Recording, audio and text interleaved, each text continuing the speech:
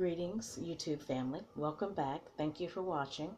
Again, I am Mama Hathor, the Moorish Viqueen, and today's video I'm going to talk about energy vampires.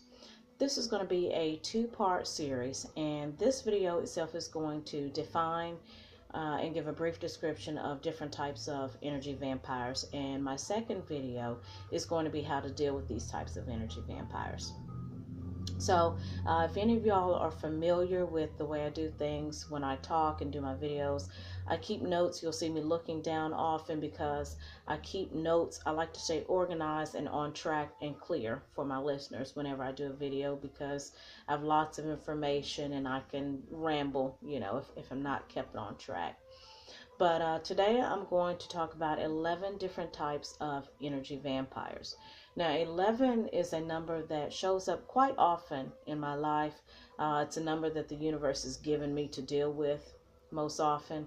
I myself am a double one, and my daughters are 11s. So, it's meant to be. So anyway, let's talk about what is an energy vampire if you don't already know. An energy vampire is a person, a thing, or a situation that is emotionally, physically, socially, or mentally draining. They are things or people that just suck the lifeblood out of you in those areas. Now, there's more than 11 types, of course, but today I'm just going to talk about those types. I'm going to briefly run down them. I'm going to go back and describe them each and then do a recap. There's the emotionally draining energy vampire, the infinite complaining victim, the bragger, the passive aggressive, the non-complimenter, the unaccountable, the skeptic, the constant needer, the instant gratifier, the attention seeker, and the emotional blackmailer. Now, the emotionally draining energy vampire is the person who literally drains you, or the situation that literally just drains you. I mean, you just want to go take a nap after you deal with this person. You'll notice that when they leave, you're tired.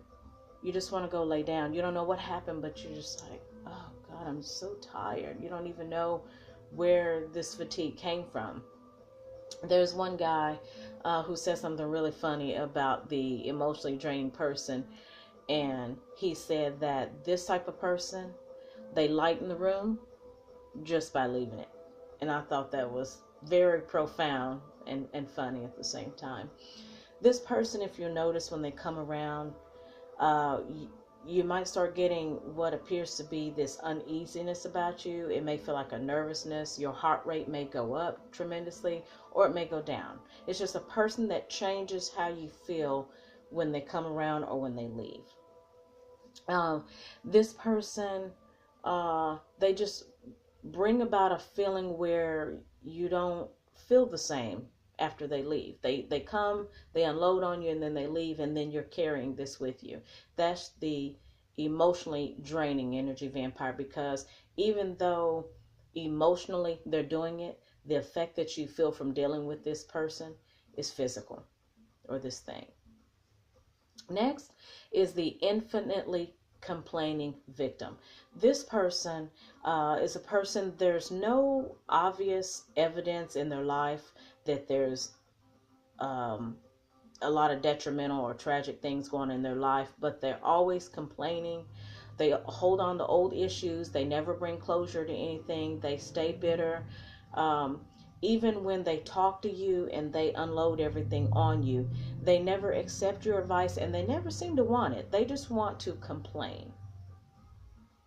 Then there's the bragger. This person, theirs is always better. You could tell them about a once in a lifetime type of situation that you came across. They will swear up and down they had the same situation, or whatever they have is better. Okay, they may say yours is nice and pretend that they're complimenting you, but they're going to come back after that and say that they have something that's better. They always focus on the external. They're always soliciting unwanted advice. They always try to make you feel insecure, like you can always do better. If you just got a haircut, oh, I like that hairstyle. I had that back in such and such time. Oh, that hairstyle is cute. You know what you should have done? You should have brought it down and did this to it. They're always giving you a better way, even though you didn't ask. Then there is the passive aggressive energy vampire. Now, this person can pick and choose, and they seem to teeter between sweet as pie and demonic. This person is sweet as pie to people that they fear, people that they feel submissive to, people that they respect, people that have titles that they respect. This person is respectful to people that they view as authoritative, but they're demonic, and they bully people that they feel that are less than them, or people that they feel insecure against. So it's funny because this person can fear two different people but treat them differently because of who they are, what title they have, and what positions they're in. I dealt with a person before in the workplace, and she was very again, as I said, demonic. And ironically, she was a pastor's wife. But she was very nasty to the other co-workers who evenly held a position as hers, or who even was a supervisor or a lead, shall I say, above her. But she was submissive to those who held a position higher up. She even went as far as calling or labeling one lady as Miss, who was 20 years younger than her. She would treat everybody else just in a very blood-sucking, parasitic manner for no reason. And when she came into the room, you could just feel the air getting sucked out of the room. You would pull up to work, you would see her car there, and automatically you just had this feeling of lowliness come over you, because you knew this person was going to be dampening the room the whole day. And eventually we started understanding that she got her energy from sucking it out of us, and we all started realizing how to deal with this person. And my second video will talk about how to deal with energy vampires. But anyway, again, you'll have that person that's passive aggressive. They're not really an aggressive person. They just bully and suck the life out of people that they feel can't do anything about it, or who are on the same level as them. So the next type of person is the non-complimenter. What is the non-complimenter? The non-complimenter is kind of like the bragger. The only difference is the bragger appears to be giving you a compliment, even though they're taking it away the next second. But the non-complimenter can never give you a compliment. They're insecure. They always, again, like the bragger, they can give you advice on how you can do things better, but they never give you a compliment. They've been there, they've done that. They can never give you a compliment. Then you have the unaccountable person. The unaccountable person, nothing is ever their fault. It's always someone else's fault, or some universal uncontrollable factor that's involved. Woe is me, this happened, that happened, this happened, but somehow, even though I'm the common denominator, I'm not to blame. Everything is against me. Then you have the skeptic. The skeptic always finds fault in others, whether they're minor faults or major faults, and they have a huge amount of paranoia. They can come and unload something on you, and then when you make things clear to them, there's still some sort of paranoia in their mind, and they're just skeptical about something. Then you have the constant needer. Every time you see them, they need something. Small or large, they need something. It's the person that every time you see them coming, or every time they call and you look and see their number, you're like, what does this person need now? You're getting your mind prepared to receive some type of favor, because they're always needing something. And this is the person that when they call, when you see them, in your head, you're already getting your nose together. Okay, I'm not going to be able to do this. I'm not going to be able to do that. I'm going to have my schedule together. I can't give this. You're getting your nose together when you see this person. Next is the instant gratifier. This person takes advantage of people and situations. They take advantage for immediate gain, and they don't mind ruining relationships for immediate gain. This is the person who would rather ruin a relationship and get a quick $5 as opposed to keep a relationship and maybe get $100 a month from now. It's the person who has a need and wants to satisfy it at whatever cost right here, right now. This is also the person that doesn't want solutions. They have a quick problem. They want a quick fix. You offer something. They don't want to take it. They just want something that's going to make them feel good. They don't want anything that's going to cause them to have to work. That's the instant gratifier. Then next you have the attention seeker. This person loves to talk. You can basically, it could be two people. With this person, it becomes a monologue. It moves from being a potential dialogue to a monologue. This person's not a good listener at all. They can stand there and talk to you and talk and talk and talk, and they're not even aware of the fact that you might have something to say or you might have drifted off.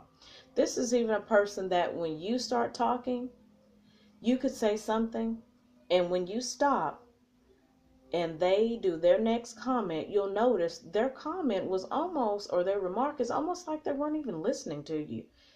You're like, wait a minute. This person just totally went off in left field. Were they even listening?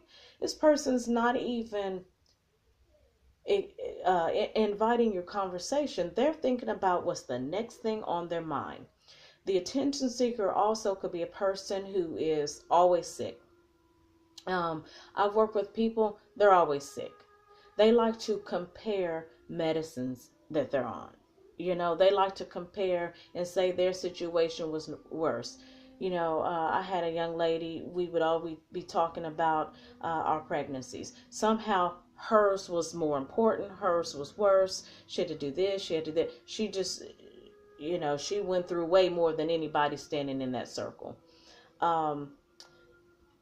This person just always wants attention. I've seen on social media, you have people and they'll make a post that says, prayers, please.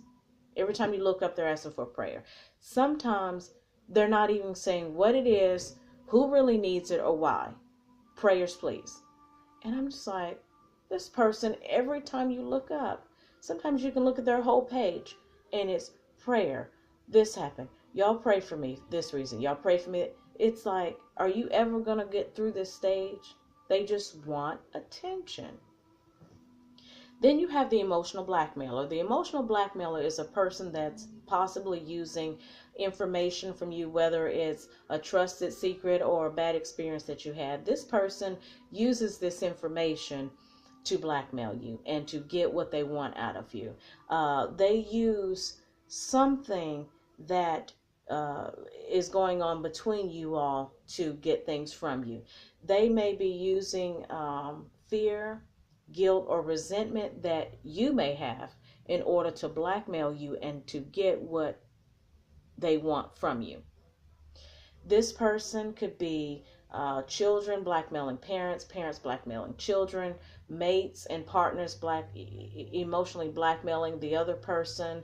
It could be anybody. But this person uses emotional blackmail to get what they want out of you. And like I said, the second video, so that's the last of the 11 energy vampires. I'm just going to recap briefly and then talk about part 2. Again, we have the emotionally draining energy vampire, the infinitely complaining victim, the bragger, the passive aggressive, the non-complimenter, the unaccountable, the skeptic, the constant needer, the instant gratifier, the attention seeker, and the emotional blackmailer. Now, with these energy vampires, as I said before, part 2 will tell you how to deal with them, but just briefly with energy vampires and the different types of people that I described, what you have to do is recognize that this person is one. Then you have to correct your behavior that's causing this situation to happen. You can set boundaries. Again, I'll go further on in the next video to what else you can do. So you'll recognize this person is an energy vampire. You'll correct your behavior and set boundaries, and then you'll either leave the relationship, deal with it head on, or ignore that person and stop that energy flow from happening so that they can stop draining you and playing that role of an energy vampire. So I want to thank you all for watching. Please stay connected for my part 2 of this video and other videos, and I will see you soon.